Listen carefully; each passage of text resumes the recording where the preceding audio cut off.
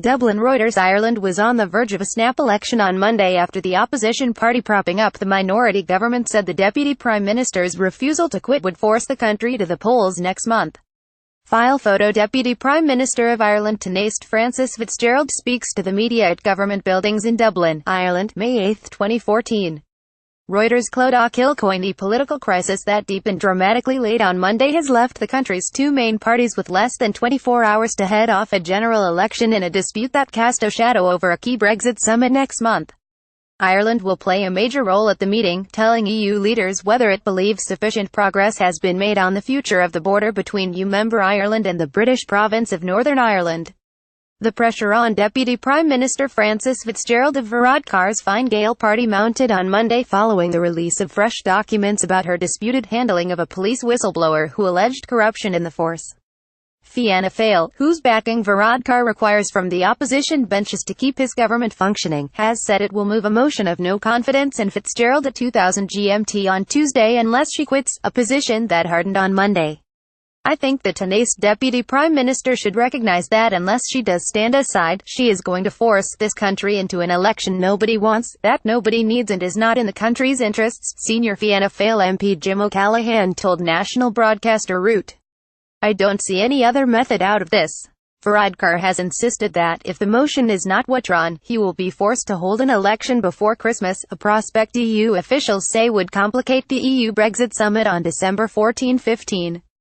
A compromise had appeared possible earlier in the day when senior members of both parties struck a more conciliatory tone, but the momentum shifted instantly upon the release of the new documents.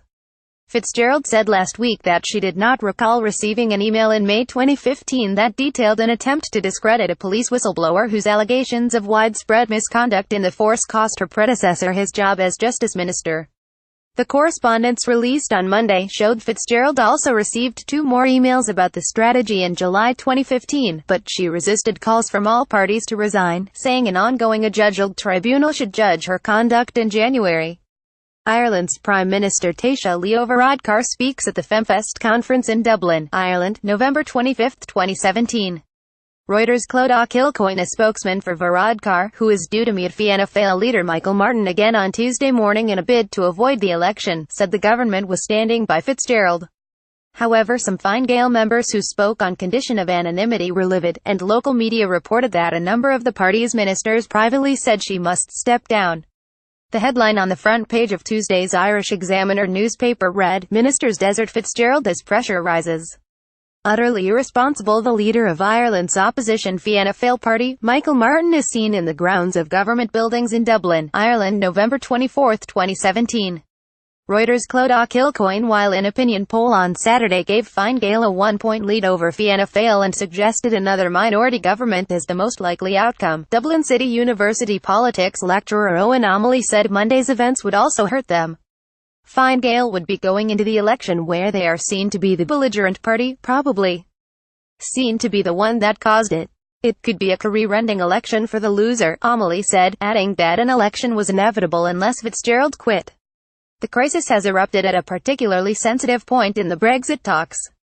Foreign Minister Simon Coveney, who continued to support Fitzgerald, reiterated on Monday that not enough progress had been made on the border issue and that he had the backing of all member states on the EU's negotiating side. We are in the process in the context of Brexit negotiations of ensuring that we influence what are going to be historic decisions for this country. The last thing we need right now is an election in the middle of all that, he told REUT.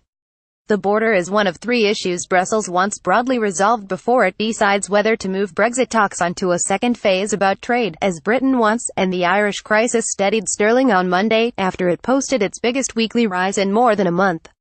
The next couple of months are crucial for the future of Ireland, said Kevin O'Rourke, professor of economic history at Oxford University, who has written extensively on Ireland's role in the Brexit talks. Provoking an election right now would be utterly irresponsible. Editing by Catherine Evans and Cynthia Osterman. Standards. The Thomson Reuters Trust Principles.